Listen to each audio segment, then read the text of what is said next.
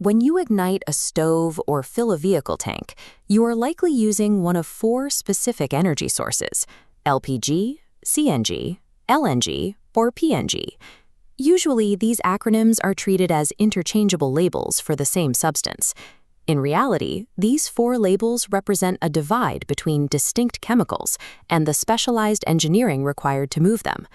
Understanding the difference between these fuels is what determines household safety protocols, the daily cost of a city commute, and how energy is traded between continents.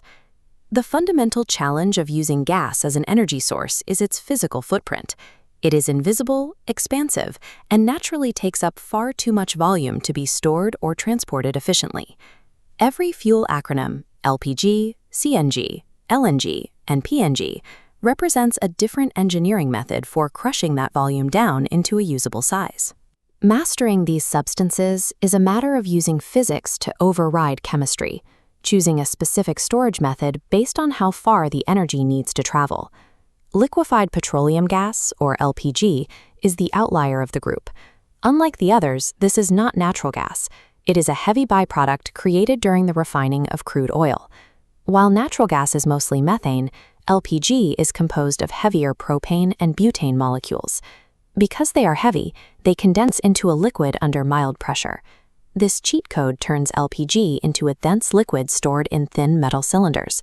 This unique chemistry enables extreme portability, providing a reliable energy source for cooking in rural or off-grid locations where pipelines don't exist.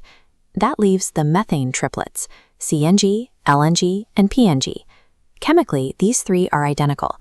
They are all various forms of pure methane. Methane is a much lighter molecule than propane, and it resists liquefaction. To make it dense enough for transport, engineers have to use far more extreme physical intervention. The first solution is CNG, or compressed natural gas. This relies on brute force pressure, using massive compressors to squeeze the gas at over 200 bar, which is roughly 100 times the pressure of a car tire, into reinforced high-strength tanks. LNG, or liquefied natural gas, uses temperature. By cooling methane to -162 degrees Celsius, it changes into a liquid. In this cryogenic state, the volume shrinks 600 times, packing massive quantities into the spherical tanks of ocean-crossing cargo ships. Simply put, CNG uses pressure for short-distance transport in vehicles, while LNG uses extreme cold to enable a global seaborne distribution network. The third triplet is PNG, or piped natural gas. This sidesteps the storage problem by maintaining a continuous pressurized connection from the source directly to the kitchen or factory. This matrix reveals the differences. Composition: CNG, LNG, and PNG are pure methane. LPG is a propane-butane mix. Storage: LPG uses cylinders, CNG high-pressure tanks, LNG cryogenic cooling, PNG uses pipes. Safety: heavy LPG sinks and pools, while lighter methane naturally floats away. While the heavy molecules in LPG require careful ventilation, the physical properties of the methane infrastructure provide a cleaner-burning, buoyant alternative. For most modern homes, the continuous supply and metered billing of PNG offer the most practical solution. Its buoyancy makes it safer indoors than heavy bottled gases, and there is no need to manage physical cylinder deliveries. However, LPG remains the functional standard for rural or developing areas where laying a permanent pipeline network is physically or economically impossible. In transit, CNG is the effective choice for city commuters.